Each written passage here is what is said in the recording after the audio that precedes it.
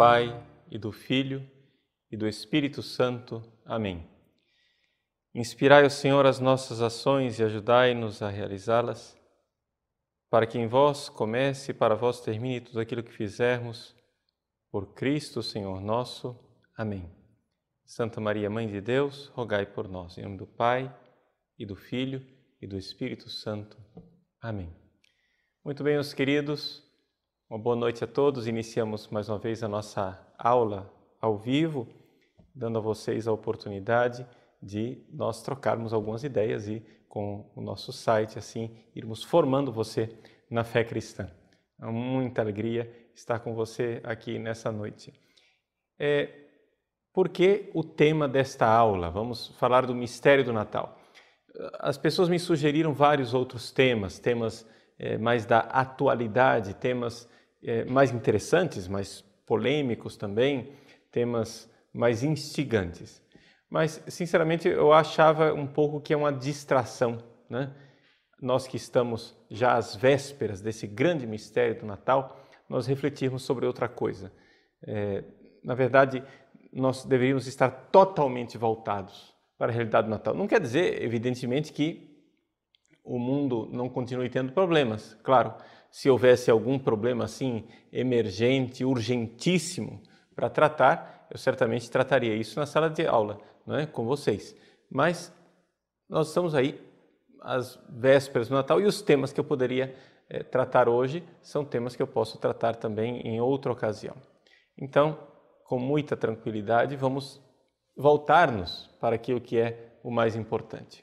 E eu coloquei na newsletter, no convite, né, e está aí na vitrine do nosso site, essa antífona, que é a antífona das primeiras vésperas da solenidade da Toda Santa Mãe de Deus, ou seja, são as vésperas que nós rezamos no dia 31 de dezembro, as últimas vésperas do ano civil, que diz assim: Ó admirabile commercium, ó que admirável comércio ao pé da letra, é claro que uma tradução mais adequada, ó que intercâmbio admirável, que troca mais admirável.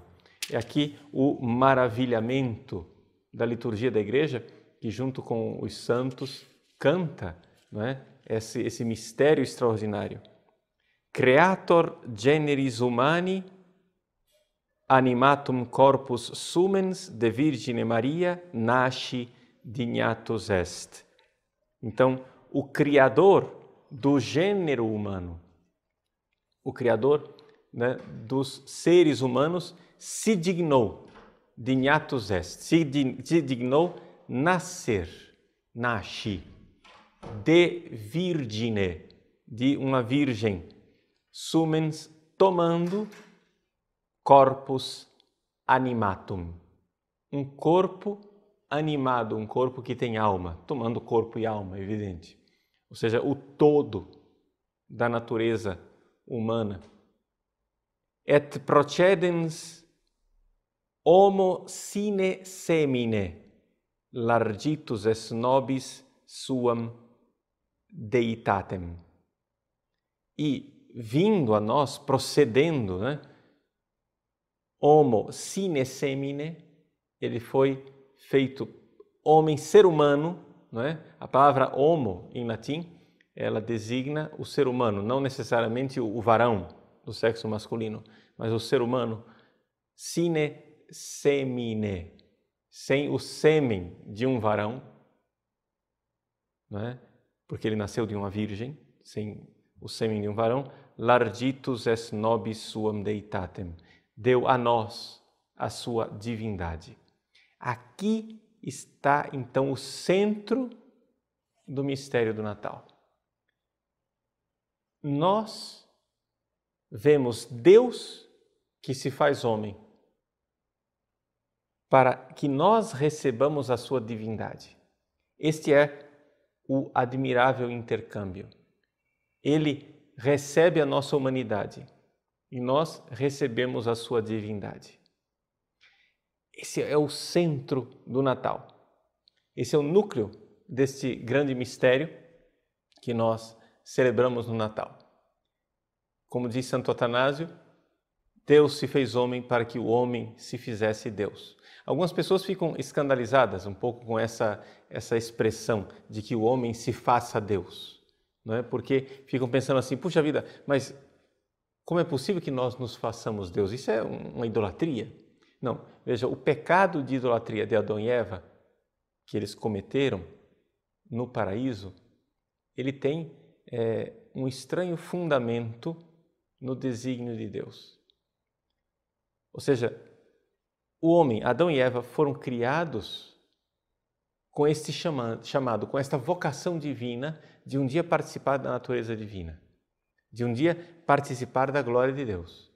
Exatamente se aproveitando deste chamado, desta vocação que é proveniente da graça, evidente, é pura gratuidade de Deus que vem até nós, Satanás se aproveita disso, vê que o homem quer participar da divindade de Deus e então põe a eles uma mentira sedutora.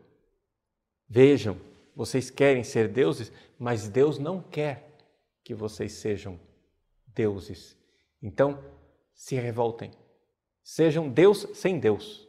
Sejam Deus sem a graça de Deus. Sejam Deus por mérito de vocês. Sejam Deus por esperteza de vocês. Revoltem-se e sejam deuses no lugar de Deus. Não é? Como querendo que desbancar Deus.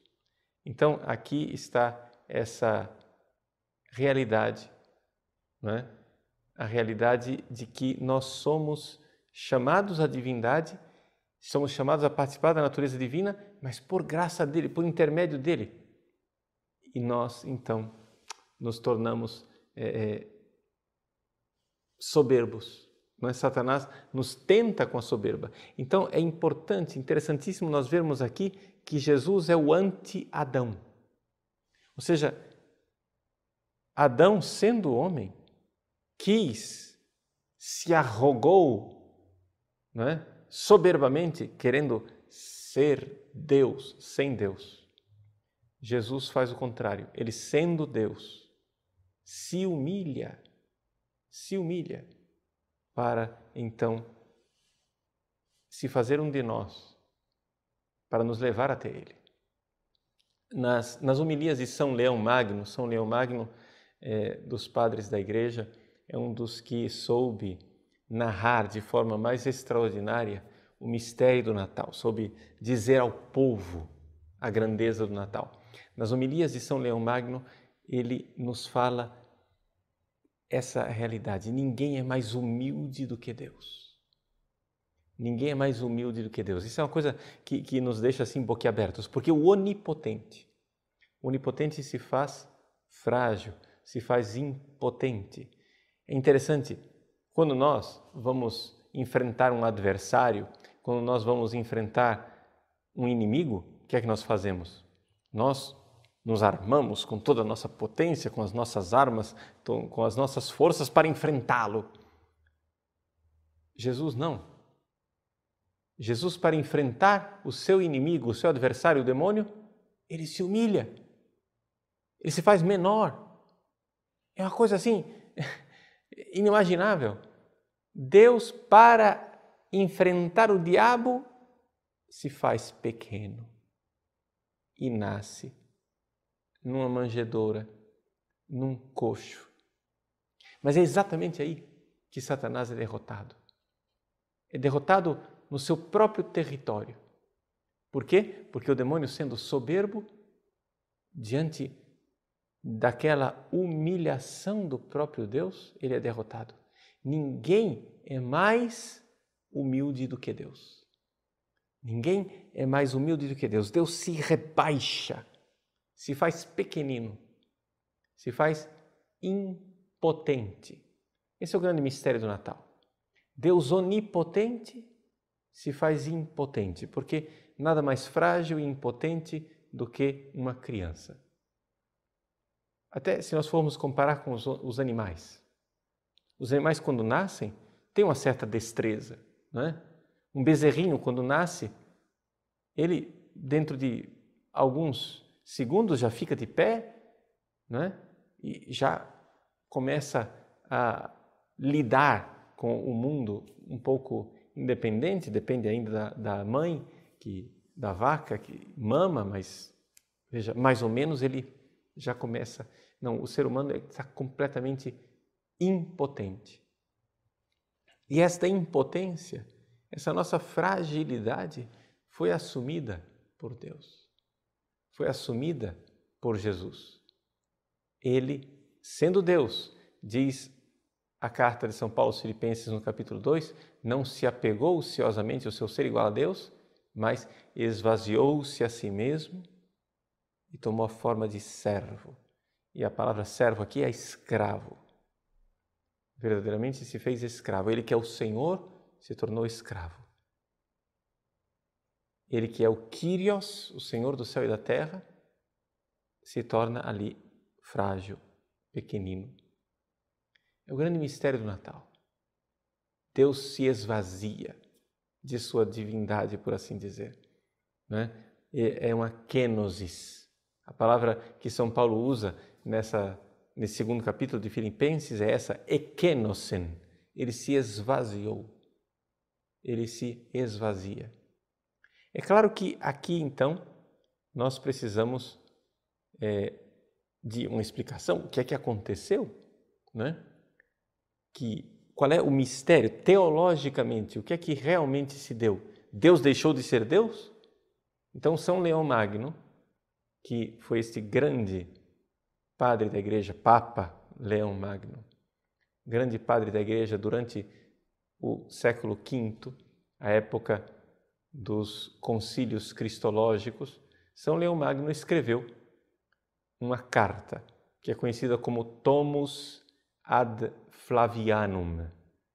Foi uma carta que ele escreveu ao patriarca de Constantinopla, Flaviano, para esclarecer a fé católica e dizer o que é que nós realmente críamos.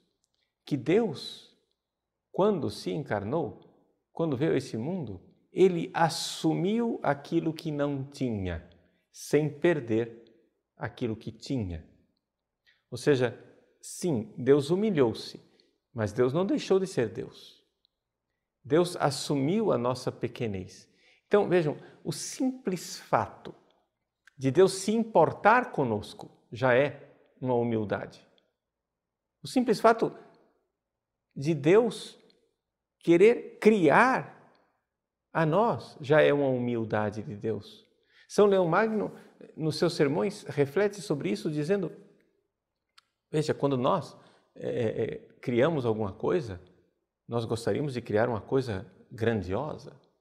Nós gostaríamos de criar algo que fosse, quem sabe, até maior do que nós. Gostaríamos de mostrar a nossa glória criando algo de esplendoroso e extraordinário para então, assim, mostrar a nossa grandeza.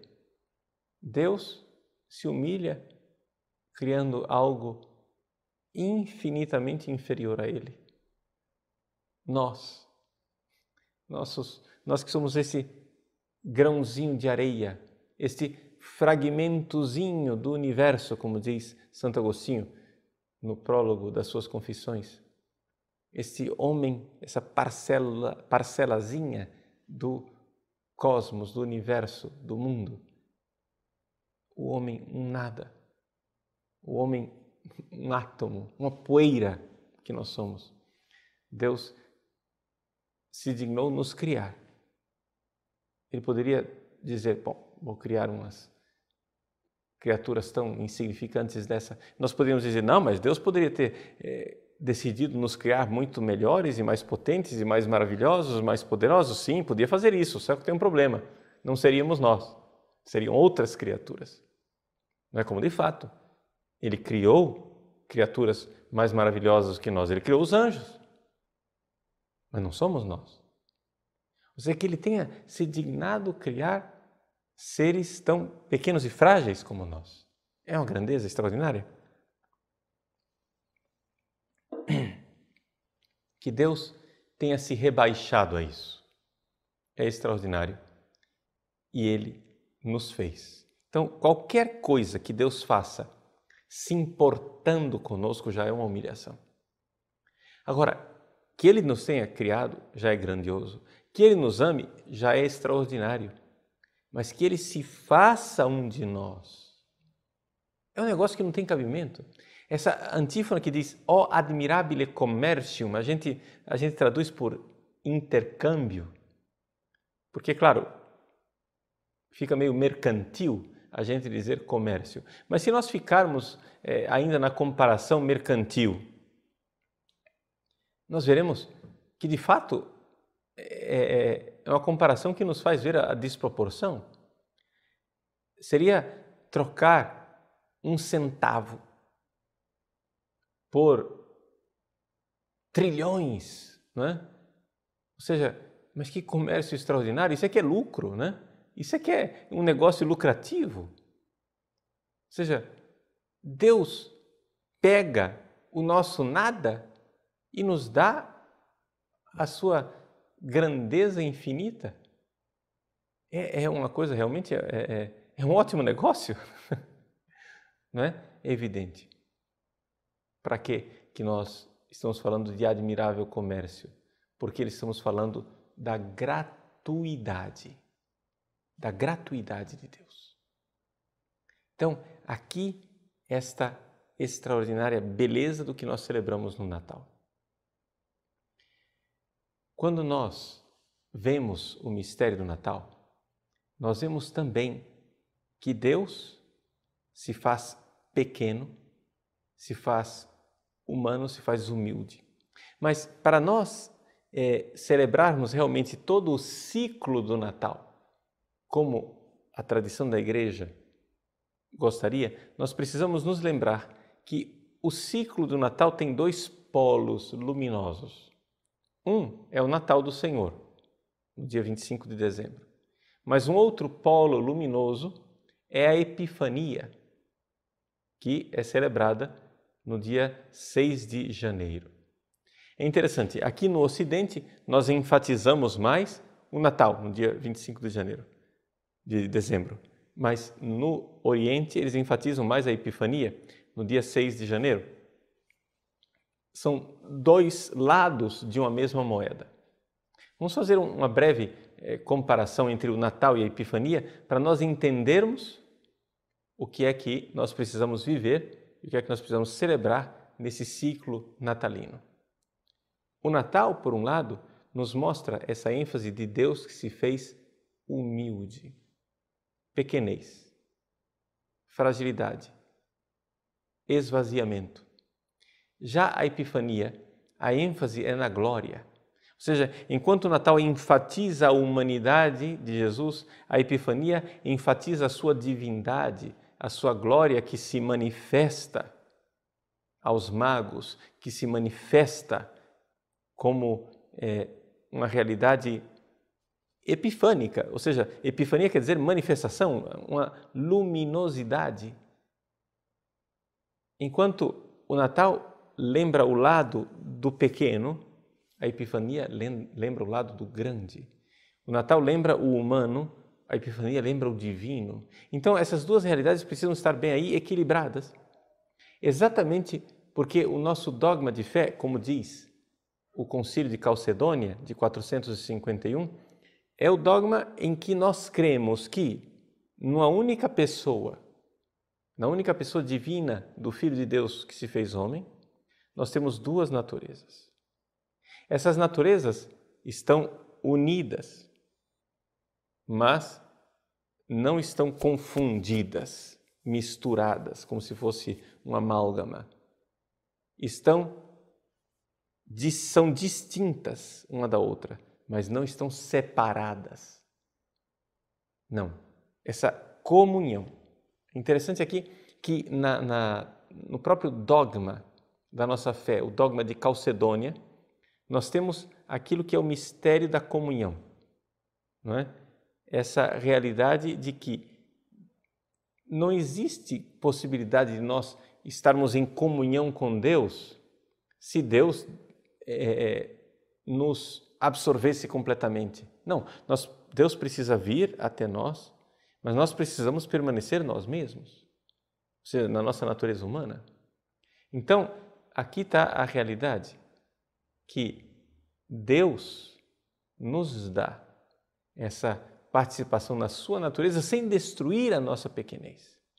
Então, esta união é exemplar. A união de Jesus, natureza divina e natureza humana em Cristo, é exemplar, porque a natureza divina não deforma a nossa natureza humana, mas a torna luminosa, epifânica, gloriosa, poderíamos dizer. Então, desde o ciclo do Natal, onde nós temos aqui esse esvaziamento e a pequenez, a fragilidade do menino que nasce na manjedoura, e a glória, o reconhecimento, a adoração, o louvor dado por esses grandes magos vindos do Oriente com seus dons, os seus presentes preciosos, nós temos nesses dois lados da moeda uma espécie de antecipação daquilo que nós viveremos no ciclo da Páscoa. Ou seja, na Páscoa nós temos ali Jesus que morre na cruz, essa fragilidade, essa humilhação, mas temos também a glória da ressurreição, temos a glória de Pentecostes, não é? Essa manifestação de Deus. Então, quando a gente olha para a Páscoa e para Pentecostes, temos ali também dois polos que estão, de alguma forma, unidos entre si e que nós celebramos. Uma outra comparação que nós podemos fazer com relação ao Natal e a Epifania é o fato de que o Natal é uma manifestação da pobreza, da humildade para Israel. É a realização da profecia para o pequeno resto de Israel, os pastores, né? Os pastores humildes, pobres, o pequeno resto de Israel vai lá e adora o menino. Enquanto a Epifania é a abertura do Cristo para as nações, para a realidade de que nosso Senhor se manifesta glorioso aos povos, aos goim, aos etnoi, ou seja, aos gentios, aqueles que não estavam dentro do projeto de Deus, mas Deus nos surpreende e abre as portas para essas nações. Então, esses dois lados da moeda do ciclo natalino que nós precisamos celebrar.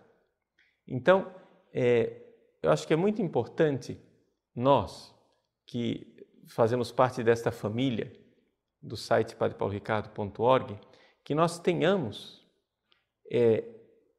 um apreço muito grande pela liturgia e pela celebração da liturgia, pela celebração dos divinos mistérios de Deus. E assim, com essa celebração, com essa grandeza, a gente se nutra espiritualmente. Porque eu vejo que as pessoas têm muita pressa de aprender coisas, de polemizar coisas, de ir ao combate, mas não enxergam que é necessário uma nutrição espiritual, que a gente precisa ter uma coluna vertebral espiritualmente para que a gente possa fazer alguma coisa. Então, a escola de santidade, que é o ano litúrgico, precisa ser muito valorizada por nós, não é? É aquilo que nós temos de mais substancial na história da igreja.